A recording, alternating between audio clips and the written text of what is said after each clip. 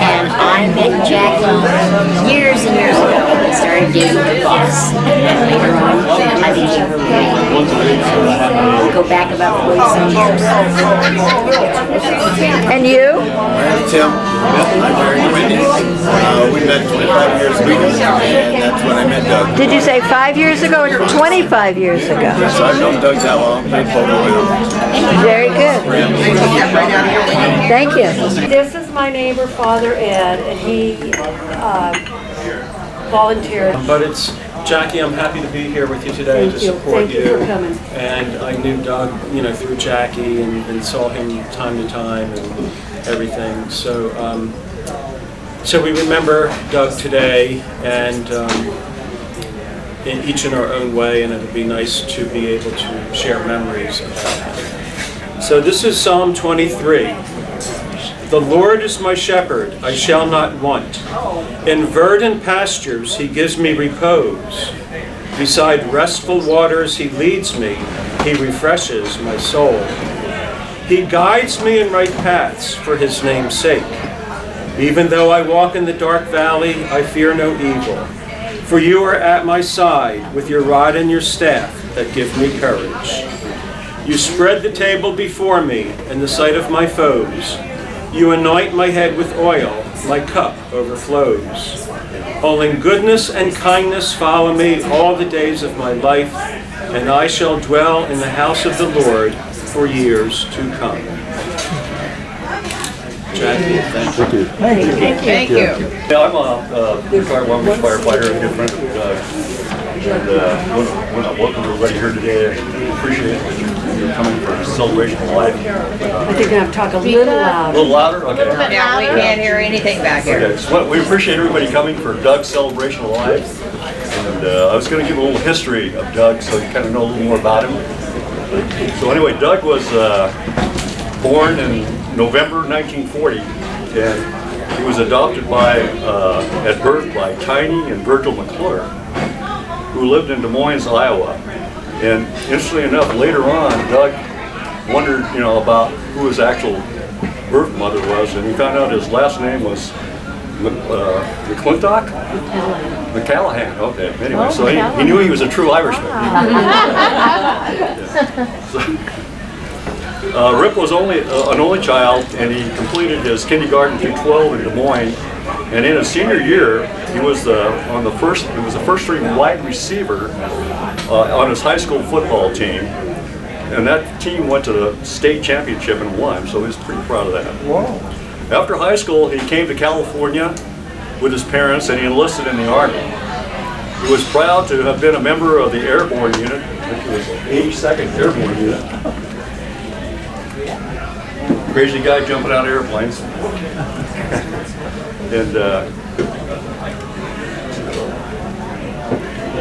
And he made numerous jumps while he was in the Army. This is why his fellow firefighters named him Rip, as in a parachute ripcord. So that's where he got the name Rip. After 3 years in the Army, he returned to Long Beach and he enrolled in Long Beach City College. In 1964, he joined the Monrovia Fire Department. Rip said he only wanted to work for the best, so in June 1965, he joined Long Beach Fire Department. After 4 years on the floor in fire stations, he transferred to the Fire Prevention Bureau. In 1972, he and a fellow firefighter named Lynn Jacobson were selected as the first full-time arson investigators with police powers. This includes the right to make an arrest and to carry firearms. Now, Jake might have a story about that. There was controversy about two firefighters carrying firearms around. It made us a little nervous. We got over it. There was, Doug was a very, very successful investigator, and he was able to get over 400 confessions during his career. Wow. One of the reasons that the arson unit was so successful was because in 1981, Doug borrowed a video recorder, and once he was able to get a perp to confess, he would record it on tape. This was actually pretty innovative during the time, because Doug said he didn't or wasn't aware of any other arson units using this technique at the time. The city prosecutor loved him, said because once on video, the perp could not change their story, and very few cases went to trial, and most pleaded guilty without a plea bargain. Laz Lahara, who was one of Doug's supervisors, said he has a knack for getting people to confess. Could it have been the gun?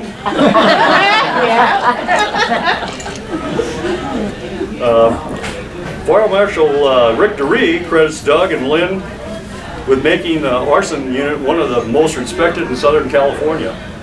Doug retired in 1963, I believe it was, and he had 27 and a half years on the department. He retired early because he had a heart condition, and also he was having difficulty breathing. So, from his years of going out on fires after they were already out, but breathing all the stuff you breathe when you're overhauling fires. Might have been 1993. What did I say? 93. Yeah. I was a little off there. Not very much. 63. Was a few years. Yeah, right. After retiring, he continued to be a consultant for private investigators. He bought a condo on the Big Island with an ocean view where he would fish and enjoy the Hawaiian lifestyle. Doug was a very conservative person politically, if you know. He was a patriot who loved his country and the military.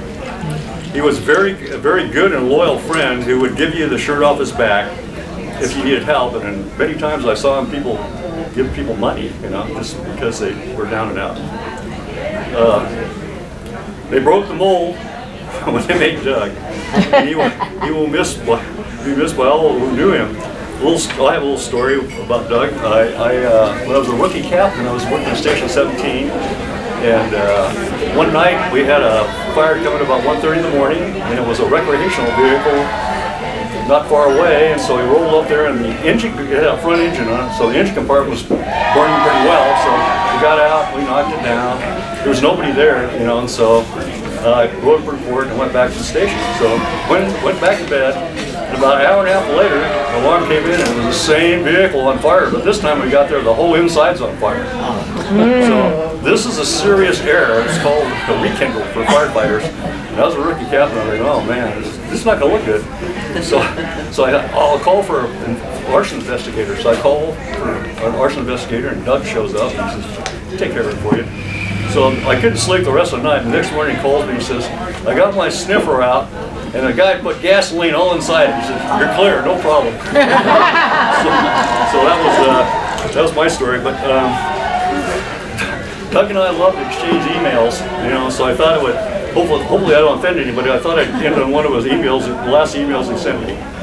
He says, this is another health tip. A simplified urine test that may be relevant for all of us men. Go outside and pee in the garden. If the ants gather, you may have diabetes. If you pee in your feet, you might have prostate problems. If it smells like a barbecue, your cholesterol could be too high. Yeah, excuse me about that. When you shake it, your wrist hurts, you might have osteoarthritis. If you return to your room with your penis outside your pants, you might have Alzheimer's. So anyway, Doug was a hell of a guy, great guy, we loved him, and if anybody has any stories, now's the time to tell them. Good, Bill. Yeah, that was great. First time I've heard that today. I knew Doug as a fireman. Also, I knew him as an arson investigator because I worked at Station 1, and the main arson, or the fire prevention bureau, was right next to the fire station there. We had to climb a flight of stairs to get to the fire station, and in the morning when we'd come into work, we'd all have a cup of coffee and stand around, and there was probably 14 of us, and talk about what we were going to do that day. And Doug McClure worked for fire prevention, and he was an arson investigator, and he carried a gun. Doug never carried a gun before. I don't know what he did in the service, but I think he just jumped out of parachutes. With a parachute. Anyway, Doug would come in and have a cup of coffee with us. And he had just gotten this gun, and he had to go through a certain amount of training to get it. And he was proud of it. And he'd unbutton his jacket and push his coat back while we were drinking coffee and kind of show the gun off a little bit like that. Not saying about it, but probably hoping everybody would see this gun. Now I got a gun. Well, firemen don't carry guns. And he pulled out, 3 or 4 times in the morning when he'd come to work. So we thought, well, we're going to get back at him. So we all went down this one morning and got our spanners. A spanner is a brass wrench about this long that we carried on our coats to fasten the hose couplings together. And we all got a spanner, and we stuck it in our belt, and put our coat kind of around the spanner. Well, sure enough, Doug came up the stairs that day, and he came in for a cup of coffee, and everybody's standing around and talking, and he's listening, and he says a few things, and then all of a sudden, he unbuttons his coat, and he shows his gun. So we all looked at him kind of quietly, and then unbuttoned our coats, pushed our coats back. That was the last time that he showed his gun. Doug was a fun guy to be around. We always enjoyed having him come up. When he was on the floor for the short time, I think it was Station 19 that I had worked with him there for a few shifts. We're going to miss him. Amen. Thank Good man. Doug being a paratrooper, you know, when I was in the Army, we went in and they tried to sign us up. And so this guy up there, he says, if you're going to jump out of an airplane, how high should you be? I raised my hand. I said, 3 days of Jack Daniels should do.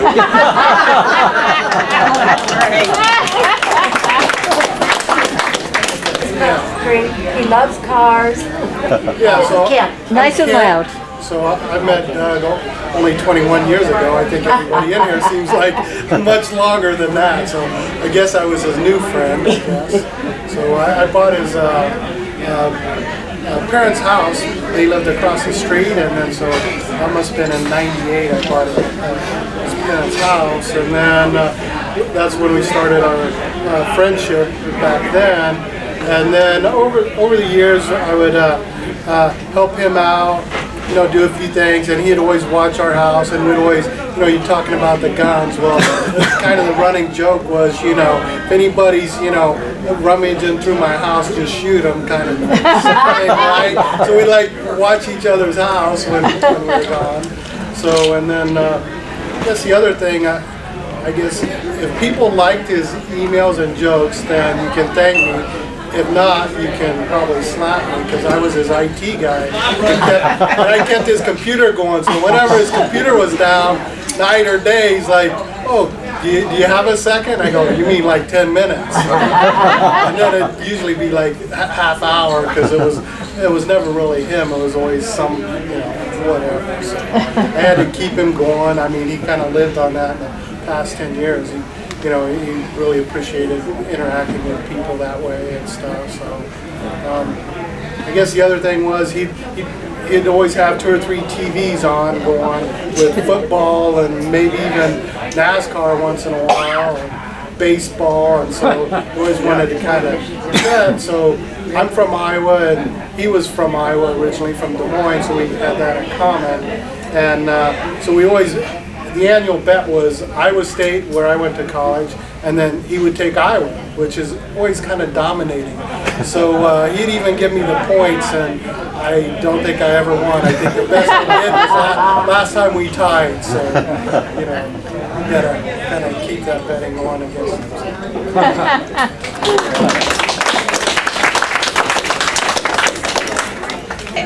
I've known Doug as long as I've known Jackie, because Jackie was part of the original TGIF girls, which Marvell and Wendy and me and Joe and a bunch of other friends used to be in. One thing I remember about Doug is that he loved to be conservative, and he loved bringing his funny jokes about the opposition to us, and he'd bring over the funny little $1 bills that had somebody's picture on them, and then he'd give them to you again the next time he saw you, and to you again the next time he saw you. But I think the thing that I remember about Doug he was so happy about is when he was in the hospital, I gave him one of my MAGA hats. Because I'm always buying MAGA hats because we are also very conservative people and we love our Trump. So he put that on in the hospital, and I think he wore it all the time. And Jack even sent us a picture of him with his MAGA hat on. So we all have to thank Doug for being one of our conservatives. Loved turkey, but he didn't want anything to do with chicken. Did not want to touch a chicken, but he absolutely loved turkey. I know, it's not a funny joke, but it was kind of cute. That's all I got. Oh, and then he'd come in and he'd always have to put his gun on top of the refrigerator. And then tell everybody, don't touch my gun, it's on top of the refrigerator. So you guys are the ones that taught him to use a gun, huh? After he started collecting so many. Thank you. We have a little bit of Doug's collection. And thank everybody for coming, but one story I can tell is I met Doug in 1978. In fact, the picture up there would be in the red dress and him sitting on the couch when I first met him. Louder. Okay. Is that when you had the big mustache? Yeah, very slender. I met Doug in 1978, but I met him right around Thanksgiving time. So, right before Christmas, he says, "I've got a present for you," and I says, "Oh, how nice." It was a smoke detector. I remember saying to my friends, "I don't know what this means." Why did you say it was a smoke detector? His way of saying he thinks you're hot. Yeah, he was. Yeah, you were on fire. I just thought that was kind of funny. Maybe you're hot. Thank you, guys.